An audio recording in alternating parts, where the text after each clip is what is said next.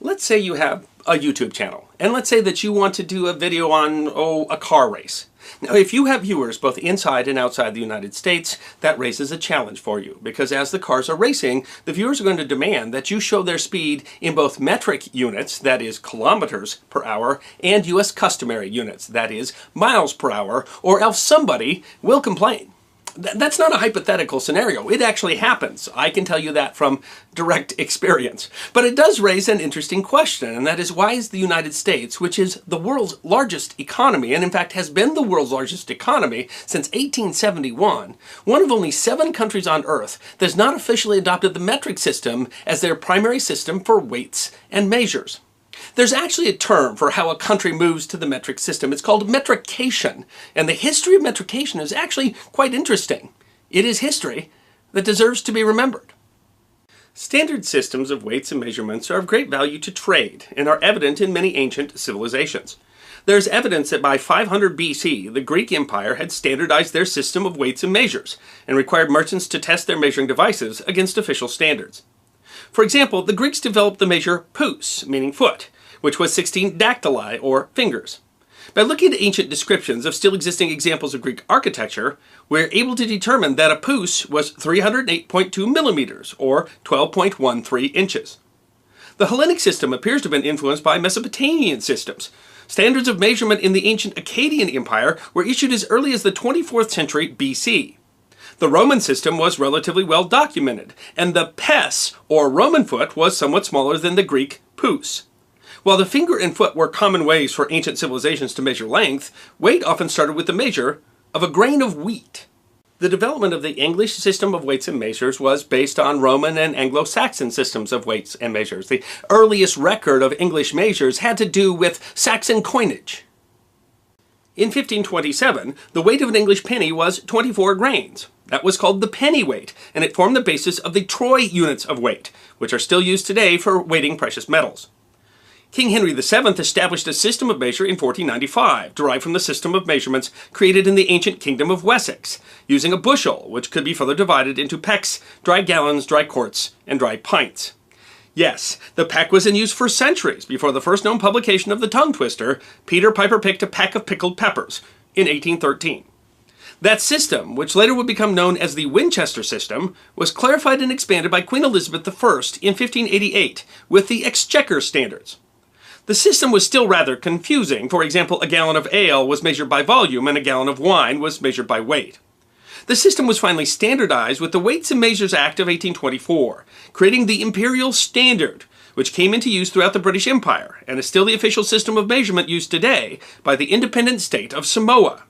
The Imperial Standard standardized many measures still recognized and used in various contexts today, such as miles, furlongs, fathoms, and acres. But the Weights and Measures Act came after the United States had earned its independence. Thus, the U.S. system, called United States Customary Units, is also based on the older English system, but differs in many ways from the imperial system.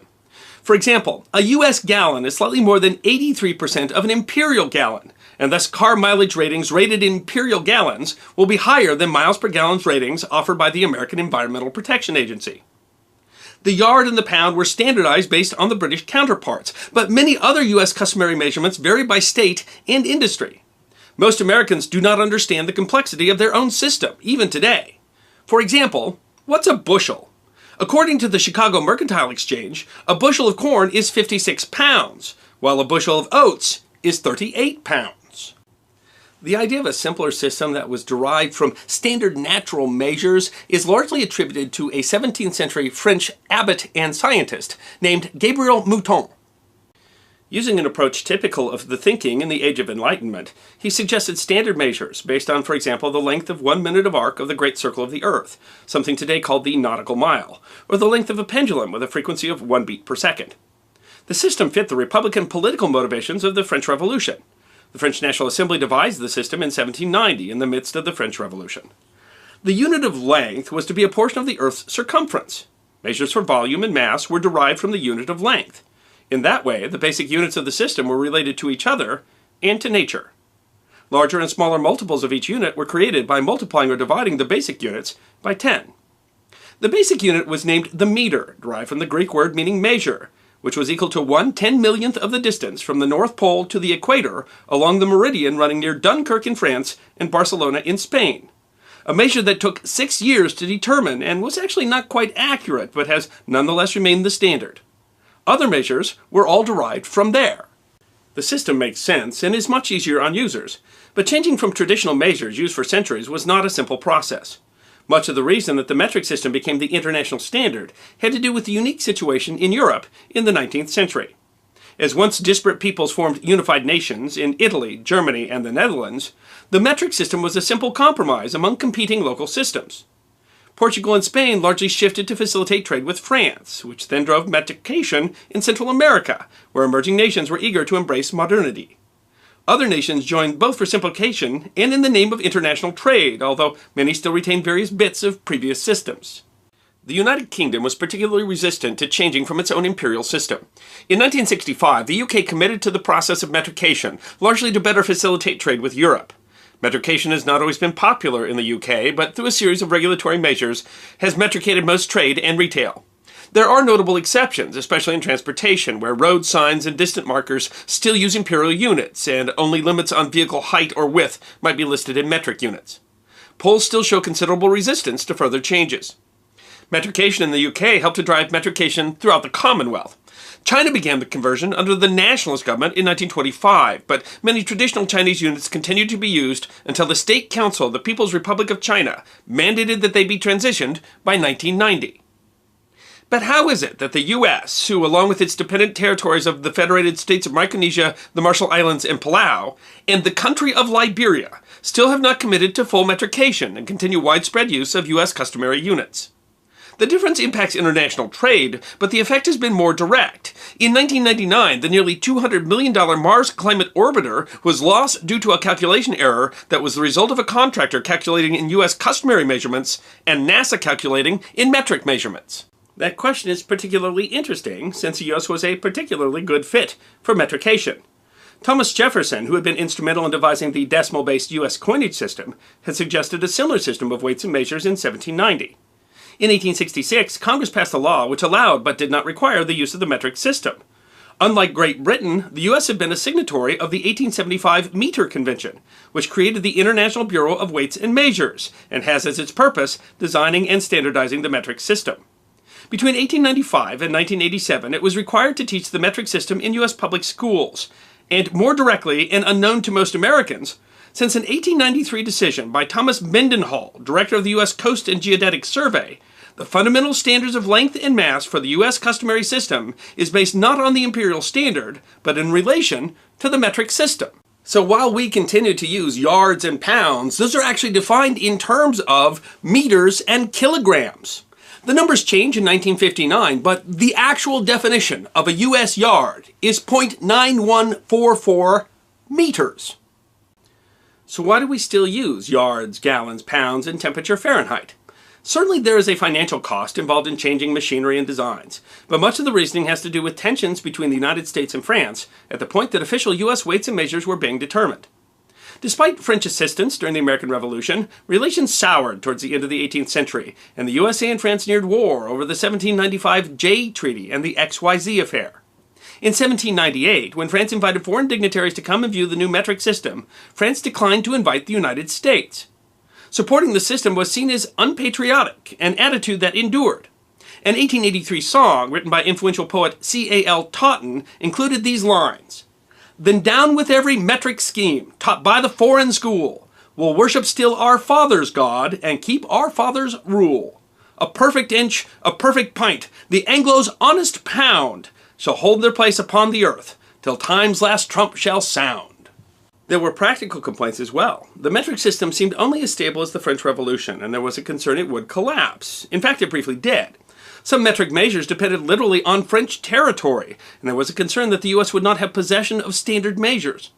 At a critical point when the change made sense, the metric system's French origin entrenched the U.S. customary measures. And finally, there were the pirates. In 1793, Thomas Jefferson asked French naturalist Joseph Dombey to acquire a standard kilogram that could be used as the basis for U.S. measures. On his return trip, Dombey's ship was blown off course, and he was captured by pirates. He died in captivity. Is it possible that the U.S. may have made a different choice had pirates not stolen our perfect kilogram at a critical time when decisions about the U.S. system were being made? Of course, none of this explains why the U.S. hasn't made the change since, just like Great Britain did in 1965.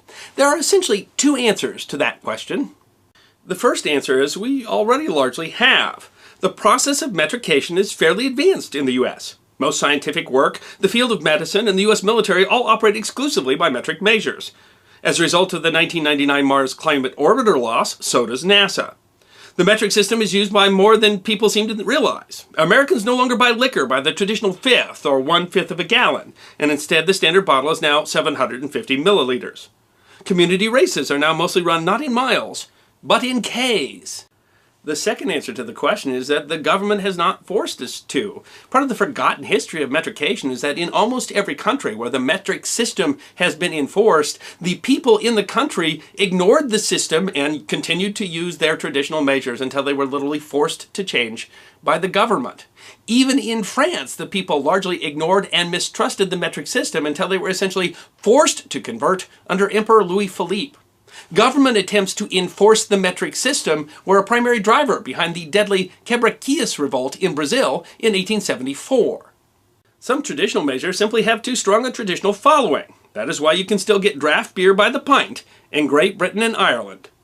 While the U.S. has made multiple laws requiring that the metric system be taught in schools, requiring that products be labeled in metric units, requiring that government contracts be done by the metric system, the United States has never required that private business be conducted using the metric system. So Americans continue to embrace their customary measures because they're given that choice. We choose to watch NASCAR in miles per hour. We choose to require 10 yards to get a first down. And history tells us that much of the rest of the world would have made the same choice if their government had allowed them to.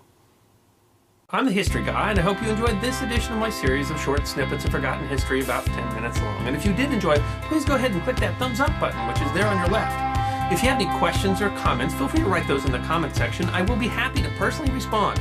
And if you'd like more snippets of forgotten history, all you need to do is subscribe.